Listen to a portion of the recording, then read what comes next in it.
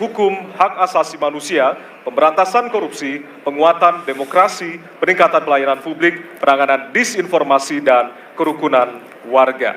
Untuk itu, kesempatan pertama akan diberikan kepada calon presiden nomor urut 2 untuk bertanya kepada calon presiden nomor urut 1. Waktu Bapak 1 menit dimulai dari sekarang. Mas Anies pernah jadi gubernur 5 tahun di DKI. Anggaran DKI setahun sekitar 80 T, jumlah penduduk Indonesia DKI 10 juta kira-kira kurang lebih, APBD Jawa Barat 35 T, jumlah penduduknya 50 juta, 5 kali DKI. Tetapi selama Mas Anies mimpin, sering sekali DKI menerima indeks polusi tertinggi di dunia.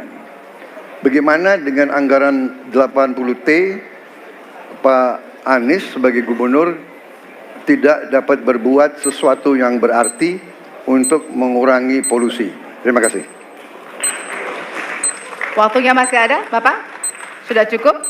Baik, kita akan lanjutkan pada calon presiden nomor urut 1. Kami beri kesempatan untuk menjawab pertanyaan selama 2 menit, dimulai dari sekarang. Pak Prabowo, terima kasih atas pertanyaan yang bagus, tetapi kurang akurat.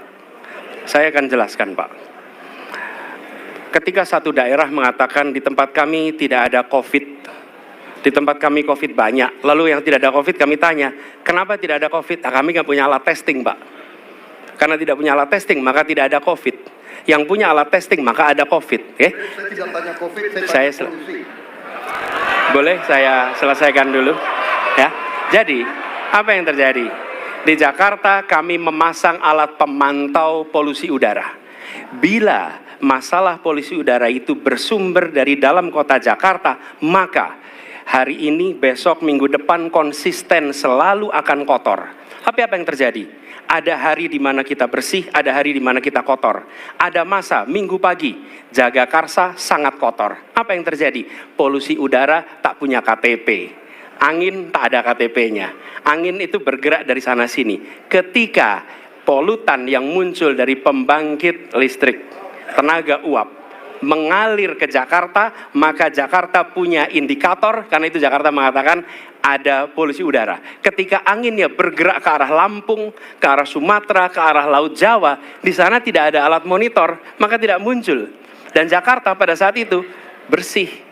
Kalau problemnya dari dalam kota saja, maka konsisten tiap waktu. Ya, kita punya masalah polusi. Karena itu kita kerjakan dengan apa? Kita lakukan, Pak. 1, dengan pengendalian emisi dari kendaraan bermotor. Dan pengujian emisi sekarang wajib. Yang kedua, elektrifikasi kendaraan umum. Yang ketiga, konversi kendaraan umum. Dan dulu yang naik kendaraan umum hanya 350.000 per hari, sekarang 1 juta per hari. Jadi itu kita kerjakan untuk menangani soal polusi di Jakarta. Baik. Masih ada waktu, Bapak? Cukup? Ya. Kami persilakan kepada calon presiden nomor urut 2 untuk kemudian menanggapi jawaban dari calon presiden nomor urut 1. Waktu Bapak 1 menit dimulai dari sekarang. Ya, susah kalau kita menyalahkan angin dari mana-mana, ya. Jadi saya bertanya dengan anggaran segitu besar, jumlah langkah-langkah yang bisa dilakukan untuk dengan real dalam 5 tahun mengurangi polusi, juga di mana rakyat Jakarta begitu banyak yang mengalami sakit pernafasan. Jadi saya kira kalau kita dengan gampang menyalahkan angin, hujan dan sebagainya, ya mungkin tidak perlu ada pemerintahan kalau begitu, ya. Terima kasih. Masih ada waktu? Akan menambahkan? Cukup. Baik, selanjutnya kami berikan kesempatan kepada calon presiden nomor urut 1 untuk menanggapi tanggapan dari calon presiden nomor urut 2. Waktunya 1 menit, dimulai dari sekarang. Ya, inilah bedanya yang berbicara pakai data, yang berbicara pakai fiksi. Okay? Ini pakai data. Jadi ketika ditunjukkan, ya memang ada sumber polutan dari dalam kota, tapi kalau sumber polutan itu hanya dari dalam kota, maka Pak pakai logika sederhana sekali. Jumlah motor dari hari ke hari sama, jumlah mobil dari hari ke hari sama, maka harusnya angka polusinya sama setiap waktu, betul tidak? Tapi jumlah motor sama, jumlah mobil sama, ada kita sangat polusi, ada sisi sangat tidak polusi. Nanti kalau perlu saya kirimkan gambar satelitnya kepada Bapak supaya Bapak bisa menyaksikan. Dan inilah mengapa kita mengambil langkah itu pakai ilmu pengetahuan, pakai data, dan menggunakan saintis untuk terlibat.